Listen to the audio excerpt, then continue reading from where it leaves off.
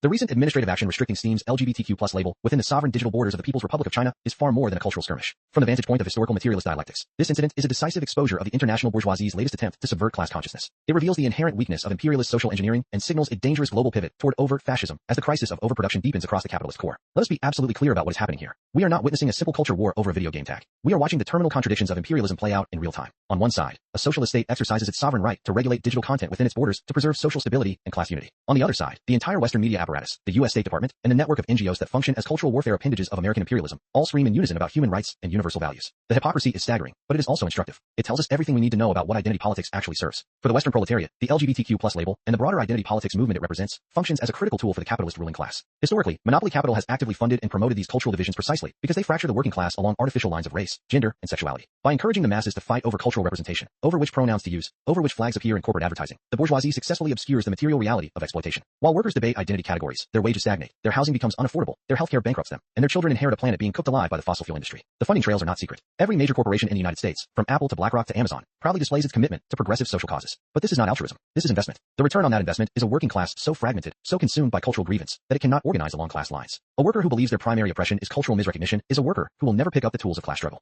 Identity politics is the most sophisticated counter-revolutionary tool ever devised, and it has been devastatingly effective. The Chinese Communist Party understands this historical materialist truth with absolute clarity. In China, the primary contradiction remains the struggle against bureaucratic capitalism and the remnants of feudal thought, but the secondary contradictions, including Western cultural imperialism, must be managed with iron discipline. The blocking of this tag is not an act of backwardness, as the Western press would have you believe. It is a calculated, scientific measure to prevent the importation of a decadent Western ideological virus that has already wreaked havoc on the productive forces of the global North. Consider what identity politics has actually accomplished in the West. In the United States, the country that most aggressively exports these cultural frameworks, the average worker's purchasing power has declined in real terms for 5 decades. Infrastructure crumbles. Life expectancy is falling. Opioid addiction kills hundreds of thousands. But every major corporation has a diversity officer, a Pride Month campaign, and a carefully curated social justice vocabulary. The working class gets rainbow branding while the owning class gets everything else. This is not progress. This is seduction capitalism in its most naked form. By refusing to legitimize this imported framework, China denies the international bourgeoisie its most effective weapon for dividing the Chinese people. This is not speculation. We have seen exactly how the West uses cultural issues as leverage. The U.S. State Department funds organizations worldwide that promote identity-based activism, not because America cares about human rights, but because cultural fragmentation weakens potential rivals. China recognizes this game and has chosen not to play it. That is sovereignty. That is self-determination. That is the dictatorship of the proletariat defending itself against ideological subversion. Now let us turn to the broader global context, because this incident does not exist in isolation.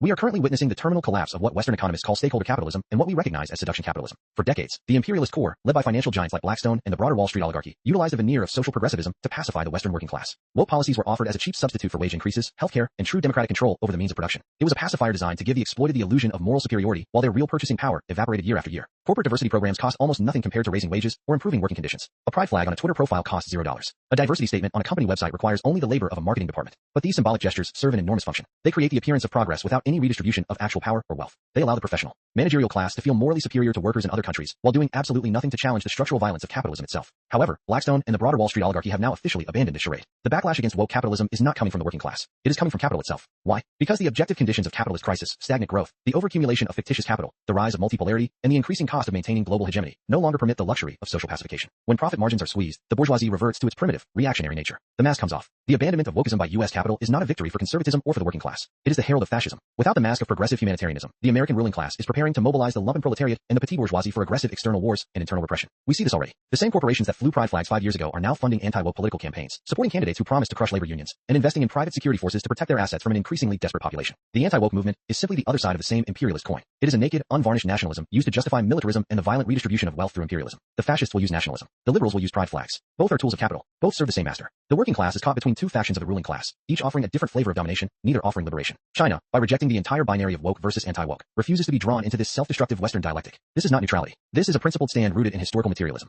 The Chinese state correctly identifies that the fundamental contradiction in human society is not between cultural identities, but between labor and capital, between the producers of wealth and the parasites who extract it. Every hour spent debating identity categories is an hour stolen from the study of political economy, from the organization of the working class, from the construction of socialism. Critics who mourn the loss of the steam tag are unwittingly acting as foot soldiers for the U.S. State Department. They demand that China adhere to Western cultural norms under the guise of universal values, which is a clear violation of the Westphalian sovereignty that the imperialists themselves once enforced when it served their interests. The same Western powers that invaded Iraq, that bombed Libya, that orchestrated coups across Latin America and Africa, now lecture China about universal values. The audacity is breathtaking, but it is also revealing. Universal values is simply the ideological cover for American hegemony. China's legal framework, which regulates digital content to maintain social stability, is an exercise of sovereign class dictatorship. It protects the Chinese working class from the psychological contamination of a dying system. While the Western proletariat is being herded into fascist camps or distracted by rainbow branding, the Chinese state is focused on the real revolution, technological sovereignty, poverty alleviation, and the strategic reorientation of global supply chains. China has lifted hundreds of millions out of poverty. The West has lifted hundreds of millions into despair. Which model actually serves the working class? China does not need to import the corrosive identity debates of a collapsing empire. The Chinese people do not need Western NGOs to tell them how to organize their society. The CCP correctly identifies that unity among the working class, not fragmentation by sexual orientation or gender identity, is the sole prerequisite for resisting the impending